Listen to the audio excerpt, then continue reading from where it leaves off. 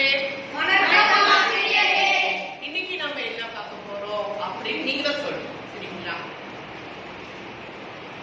ஒரு மொழிய பிழை இல்லாமல் பேசுவதற்கும் பிழை இல்லாமல் எழுதுவதற்கும் எது பயன்படுகிறது? கௌஷிக். இலக்கணம்.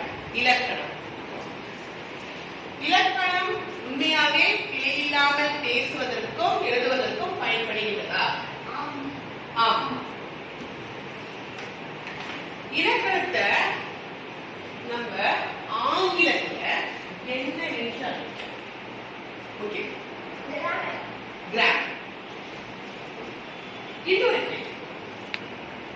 உங்களுக்கு எல்லாருக்கும் தெரிஞ்சதுதான் மிகவும் தொன்மையான இலக்கண நூலின் பெயர் என்ன? அருள்மொழி. தொல்காப்பியம். அப்போ நம்ம இன்னைக்கு என்ன பார்க்க போறோம்? என்னமா பார்க்க போறோம்? இலக்கணம். இலக்கணம் ஒரு மொழியை பிழை இல்லாமல் பேசுவதற்கும் எழுதுவதற்கும் பயன்படுத்தப்படுகிறது. இதுல இலக்கணம் 5 வகையாக பிரிக்கப்படுகிறது. எத்தனை வகையாக பிரிக்கப்படுகிறது? இதுல முதல் பாத்தீங்கன்னா எழுத்து இலக்கணம். இரண்டாவது சொல் இலக்கணம். மூணாவது பொருள் இலக்கணம்.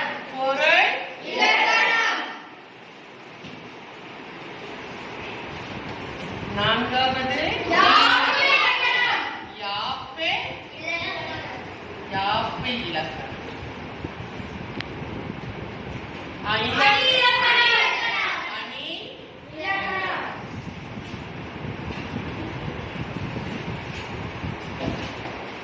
ஐந்து வகைப்படும்.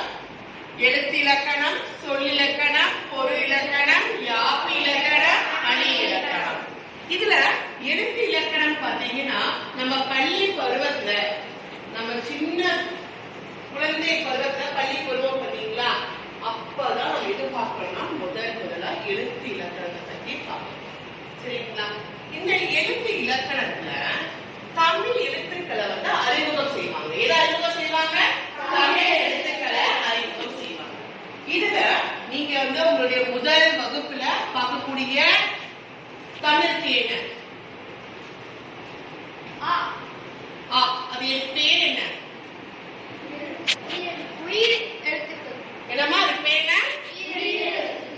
முதல்ல நம்ம பள்ளி பருவத்துல நம்ம முதல்ல வகுப்புல வரும்பொழுது நம்ம படிச்சது என்னன்னு பாத்தீங்கன்னா உயிரெழுத்துக்கள். உயிரெழுத்துக்கள் மொத்தம் எத்தனை? 12. 12. இந்த உயிரெழுத்துக்கள் 12. உயிரெழுத்துக்கள் 12 பார்த்தோம்.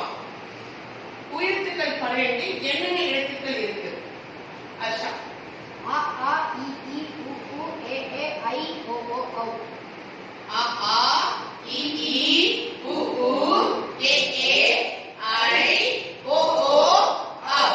இதுல கைகட்டா அஷா.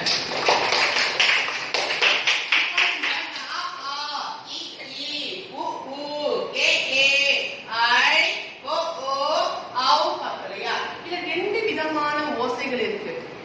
விதமான ஓசைகள் என்ன பேச முடியுமா? உயிர்க்குறில் எழுத்துக்கள், உயிர் நெடில் எழுத்துக்கள். அது எப்படி உயிர்க்குறில் எழுத்துக்கள், உயிர் நெடில் எழுத்துக்கள் என்ன அர்த்தம்?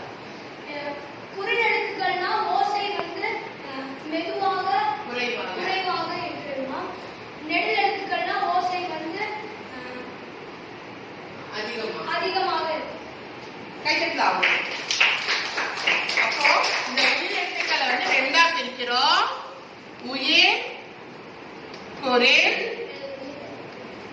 உயிர்